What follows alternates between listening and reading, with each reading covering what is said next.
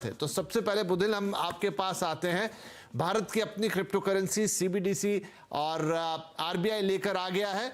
कैसे समझे इसको, क्या लेकर आया आरबीआई? कैसे ये डिजिटल करेंसी हमारी दूसरी करेंसी यानी कि जो इस समय हम इस्तेमाल करते हैं ऑनलाइन ट्रांजैक्शन के लिए उससे अलग है? सर एक्चुअली सबसे पहली चीज समझनी हमें ये होगी कि ये है क्या, मोटिव इसका क्या है लाने का। वो ये है कि कुछ ट्रांजैक्शन जो हम लोग करते हैं उनके अंदर क्या होता है कि हमें एक फीस देनी पड़ती है या फिर उस लेन देन के प्रोसेस के अंदर एक समय लग जाता है। तो उस प्रोसेस को रिड्यूस करने के लिए हम एक डिजिटल करेंसी का इस्तेमाल करते हैं। अब वही डिजिटल करेंसी इंडियन गवर्नमेंट ने हम लोग को एज अ यूपीआई भी प्रोवाइड की थी, बट वो थोड़ी सी अलग इसलिए थी क्योंकि वो ब्लॉकचेन या फिर किसी भी एक टेक्नोलॉजी के ऊपर ज्यादा आधारित नहीं थी एंड वहां पर लिमिटेशंस हमारे पास उतनी ज्यादा नहीं हुआ करती थी।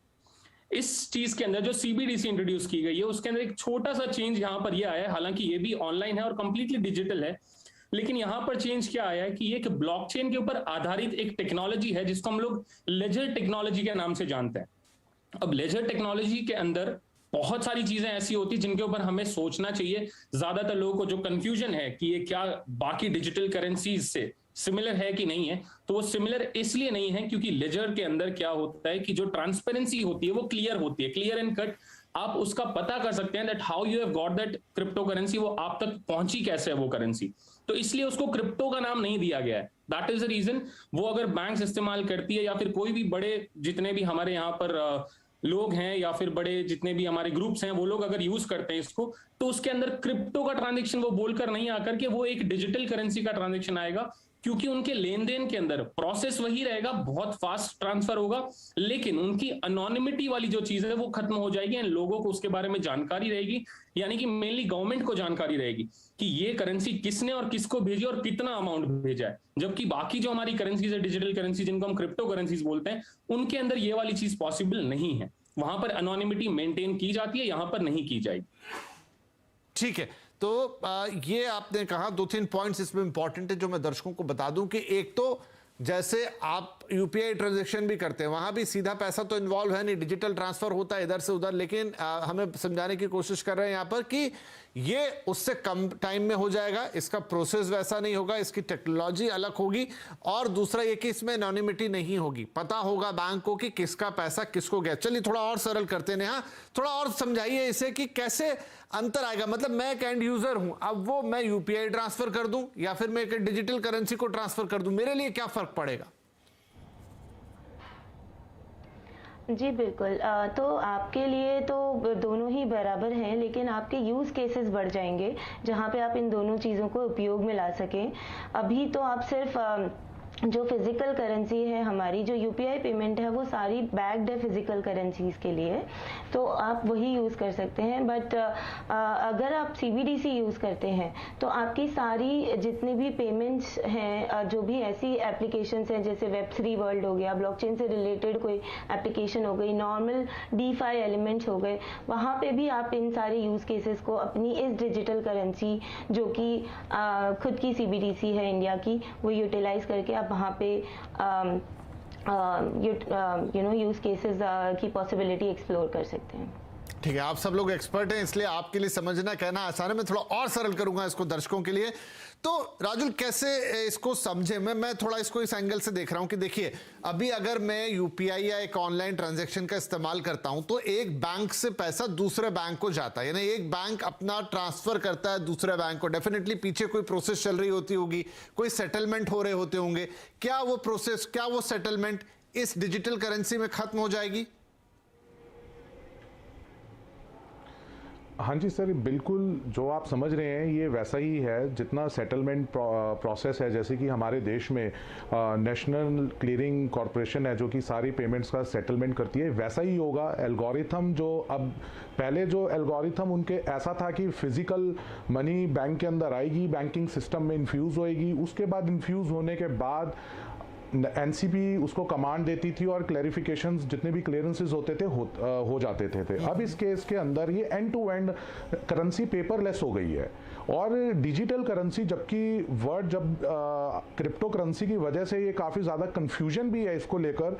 और मैं हालांकि ये बता दूं कि करेंसी वर्ड लीगली यूज होना ही नहीं चाहिए कोई भी ऐसी चीज में जिसमें लीगल टेंडर ना हो। लीगल टेंडर का मतलब है कि जिसकी किसी देश की सरकार ने उसको लीगली मान्यता ना दी हो, जैसे कि कोई भी करेंसी नोट होता है वो प्रॉमिसरी नोट होता है अदरवाइज लीगली।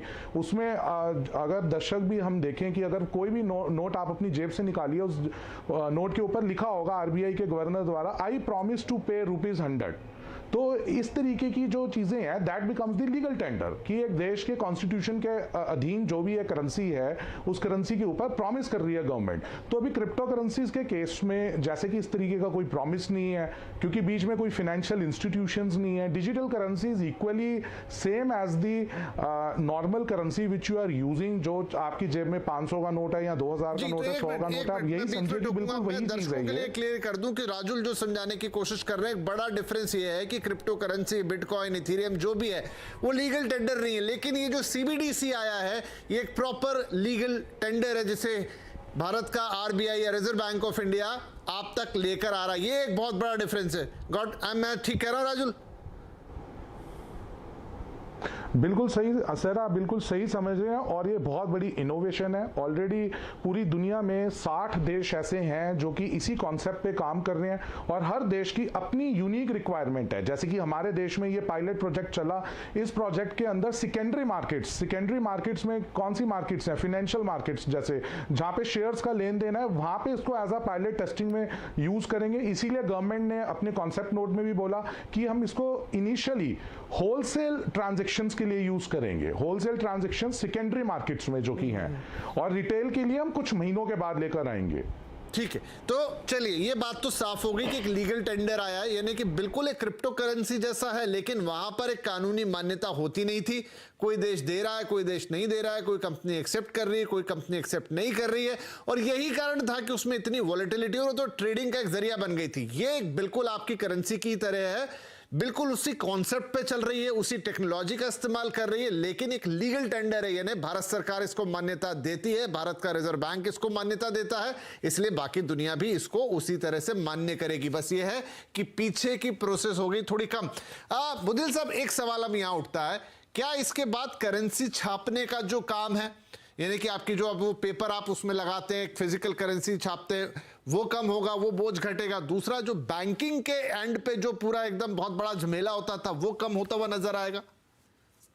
ये सर ऑब्वियसली, मतलब अब जिस हिसाब से हम लोग ट्रांसफर्स करते हैं, ऑनलाइन ट्रांसफर्स ये होने वाले हैं, तो इसके अंदर सबसे बड़ा जो हमारे पास पॉजिटिव चीज ये आ जाती है कि हमारे पास कॉस्ट ऑफ प्रिंटिंग जो है वो इंडियन गवर्नमेंट की कम हो जाने वाली है। सबसे बड़ी चीज एंड सबसे बड़ा मुद्दा ही यही है इस चीज का, सीबीडीसी को लाने का, कि कॉस्ट ऑफ प्रिंटिंग कम हो जाएगी।